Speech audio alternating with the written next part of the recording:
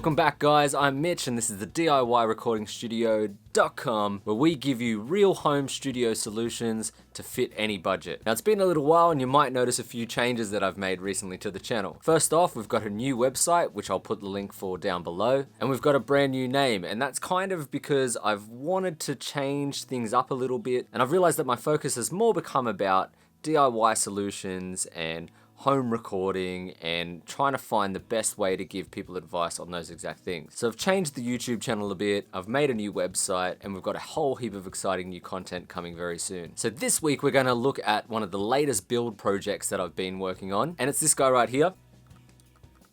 And what it's designed to do is take the low voltage signal of a microphone, be it from a ribbon or notorious microphones that have low level signals such as the SM7B, and add a very clean amount of gain to that signal before it gets to your preamp. So in conjunction with my newly built ribbon microphone, which is this guy right here, I've now got this great microphone that also can record quieter sound sources, things like acoustic guitar or other sort of low volume instruments. So mic boosters, or as they're typically known as cloud lifters, are a simple device that works kind of like the opposite of a DI box. With a DI box, you take an instrument level signal and then you use a transformer or some kind of circuitry to lower that signal back down to a microphone level signal. But with the mic booster, you're adding a little bit of gain, either through a transformer or transistors if you want it to be very clean. And then you're adding a bit of clean signal, usually 6 to 12 dB, before it gets to your preamp. And this benefits low cost, cheaper preamps, say something like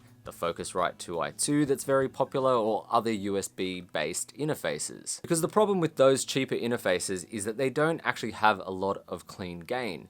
You might find that with a ribbon microphone or an SM7B that you start to turn up the gain, and then once it gets to a level that you can actually hear what you're trying to record, you've got a lot of noise in that signal. And this is where the mic booster comes in. So basically you start with the microphone, you plug in your XLR, that goes into the mic booster, and then your microphone signal comes out of that mic booster and into whatever interface you're using, be it your USB interface or a higher quality interface or whatever you have at home. Now, if you're lucky enough to have expensive preamps, something like a Neve 1073 or some higher end preamps that you use actually before your digital conversion into your computer, you might be able to already get enough clean gain on something like a ribbon microphone. But for most of us working in home studios, most of our interfaces just won't kind of get there and won't have enough clean gain without the use of something like a cloud lifter. So if you're using a ribbon microphone or the SM7B or any other kind of microphone that seems to get too much noise, a cloud lifter is a great option for your home studio. There are a few different options online, but I decided to go for the kit from Artificer and the guys at Bumblebee Pro Audio. I'd recently built a ribbon microphone kit of theirs and I had a lot of fun using that microphone, and I actually did a video on how well it works, and I'll put that up just here. But their ribbon microphone's great. The only problem was I didn't have a preamp with enough clean gain to record things like acoustic guitar. So I contacted Artificer and he recommended the mic booster kit that they were currently selling, and I thought it'd be a great little project to build. I had a lot of fun building it. Their instructions provided by Bumblebee Pro are very, very clear, very easy to follow. It was just an awesome project, and once again, an awesome feeling to be able to build something on your own and then have a finished product that works at the end of all of that effort. I'll pop a link down below to Artificer's website. They have some great products, and I'm sure you guys will be really interested in some of the stuff they have there. I've been using the ribbon microphone with the booster now for a while, and it's been great. I've had some time to try it out. I've tried it on some acoustic guitar, and I'll show you some of those examples right now. All the acoustic guitars are recorded with the ribbon microphone being plugged into the mic booster, and here is the guitar, clean, raw, going straight into my interface, soloed. Give it a listen and let me know what you think.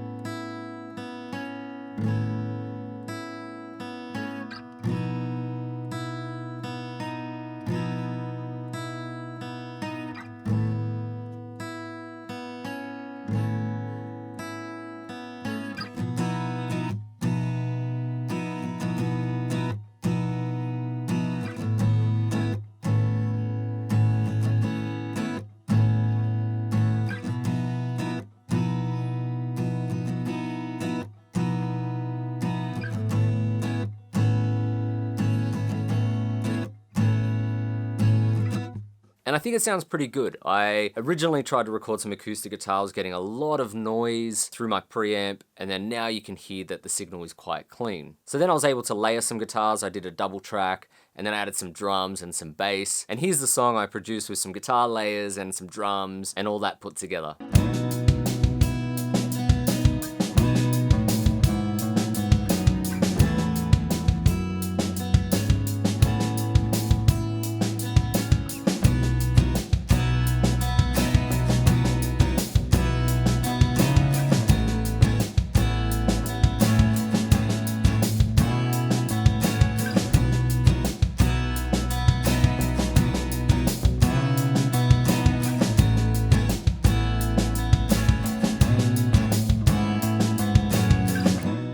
Now, if you listen to the drums, I actually did a mid-side pairing, and if you'd like to know what mid-side recording techniques are, hit me up in the comment section below. I'm thinking about doing a video on that soon. But it's this really cool technique where you can use a figure-8 pattern microphone like the ribbon, which is what I used, and then a cardioid condenser paired with it to get this incredible drum sound with just 2 microphones. So yeah, if you're keen to see more about that or learn what mid-side recording is, hit me up in the comment section below. Now, the other cool thing that I mentioned about this mic booster kit is it can be used with dynamic microphones as well. Something like the SM7B, which I also have in my mic locker, is notoriously low gain, so it needs something like a cloud lifter if you're going to be using it on any quieter sort of sound sources. I also paired it with this microphone and the results were equally as good. I got this extra clean gain added to my SM7B, where I'd normally struggle and start introducing a lot of noise from my preamp. Now lastly, I have to add, one of the benefits of using the cloud lifter, which I didn't really think about when I bought it, was the fact that it actually uses phantom power. Now that might not seem like a big deal, but if you know anything about ribbon microphones, particularly passive ribbon microphones, it's that if you happen to accidentally switch the phantom power on whilst using a ribbon microphone, it will actually destroy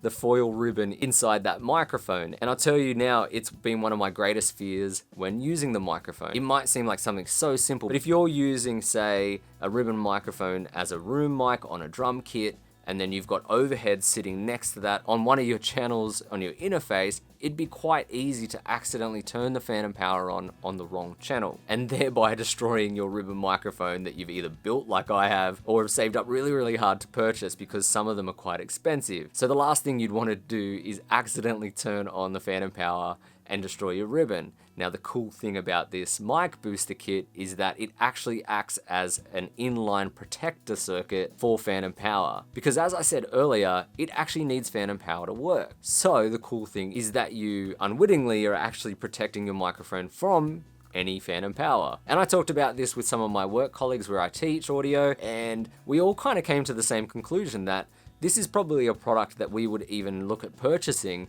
just as a protector circuit for our ribbon microphones there, even if we didn't need the gain boost from the mic booster itself. It's just a great way to protect your ribbon microphone from phantom power. And for $100 or so, that's actually kind of a great thing to have. So I now use the mic booster whenever I'm using my ribbon microphone, just as a protector circuit at least. It's a great way to sort of just avoid ever destroying my ribbon microphone. So my final thoughts, the Bumblebee Pro mic booster kit is a great product. If you're working on a budget, you can build it yourself quite easily, and it's a really, really good first project if you're new to soldering circuit boards because it's not too hard to get around. Artificial has really designed the circuit board in a way that makes it easy for anyone to kind of build. And on top of that, at the end of the day, you end up with a great product that is going to increase the output gain of your ribbon microphone without coloring it. It does it in a very transparent way, and that's what I really wanted to see from that mic booster. I didn't want it getting colored by a transformer designed circuit. It's also a product that I'm going to be using potentially on my SM7B, particularly on vocal applications or in circumstances where I might want to use it on a quieter sound source. And it's just got that added benefit of always being in line with my ribbon microphone as a protector circuit, which is just like this kind of stress relief because I don't have to stress about it when I'm setting up for a recording session. And I can use it with any of my students without being concerned about them accidentally switching on phantom power for that microphone as well. And particularly if you're using some very expensive ribbon microphones, some classic types like